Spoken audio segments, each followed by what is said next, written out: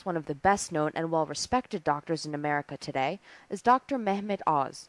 Oz is a professor of cardiac surgery at Columbia University and a founder of the complementary medicine program at New York's Presbyterian Hospital.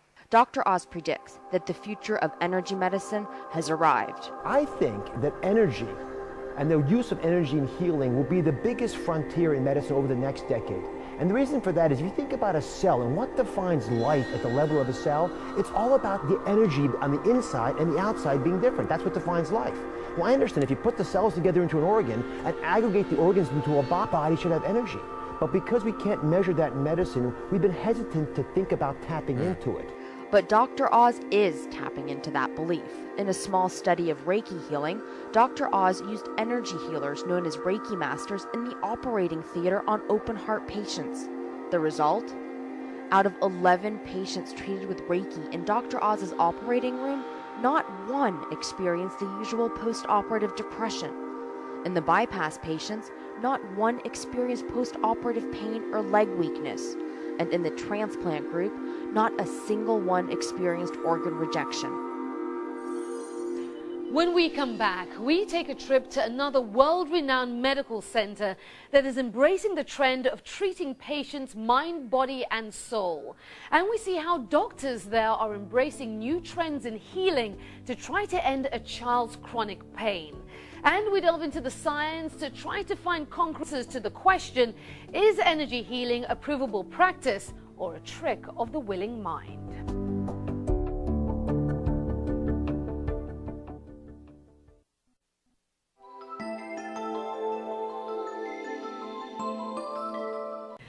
UCLA Medical Center consists among the top 3 hospitals in the country. For 18 years in a row, it has garnered U.S. News & World Report's prestigious ranking as the best hospital in the Western United States. And it is here that many cutting-edge therapies are being implemented in patient care. The UCLA Pediatric Pain Clinic and director Dr. Lonnie Zetzler work with children who have chronic, debilitating pain. 4, 5, 6, 7, 8. Courtney Kernick is one of those children, a high-achieving 15-year-old diver with a bright future ahead of her and the hopes of one day competing in the Olympics. Courtney had all but seen that dream disappear as pain took over her life. What started as a simple stomachache became months of debilitating abdominal pain and migraine headaches. The pain was so severe for Courtney that she had become unable to dive at a competitive level and was oftentimes too sick to even attend school. Courtney's mother, Diane, it was difficult seeing her daughter suffer. It's really frustrating and it's very stressful because, I think we always say as mothers we would take our own child's pain and, in a heartbeat my husband and I would take it, and it's just frustrating to see such a young kid being held back by something nobody can control. And when you hit doctor after doctor and even they don't have the answer sometimes, it's very frustrating and very stressful. After months of tests, pain meds, and antibiotics failed to resolve Courtney's pain, a doctor at Cedars-Sinai told Diane that she should try something slightly out of the ordinary. Come on in. He sent Diane and her daughter to the UCLA Pain Management Clinic for alternative treatment and energy healing. Reiki energy, I think, is the newest complementary therapy on the horizon. A recommendation that Diane wasn't completely sold on, but was willing to give a try. As a mother, I think you see your kids sick and you just want to do anything to help them feel better. Trying an alternative therapy such as energy medicine for her pain was met with a teenage dose of skepticism. I never really knew what it was or heard of it before, and when they said it, I wasn't really open to anything else alternatively, but my parents kind of told me that I should just give it a try, and I did. Take another huge deep breath. Helping to treat Courtney was Carolyn Coldridge, an energy healer who's on staff at the UCLA Pediatric Clinic. Her path to energy medicine, like Judith Orloff's, was far from direct. I've been a psychotherapist for 12 years. I went to Columbia, and as I was there studying, I was really into spirituality and different types of healing. And I would see a lot of energy.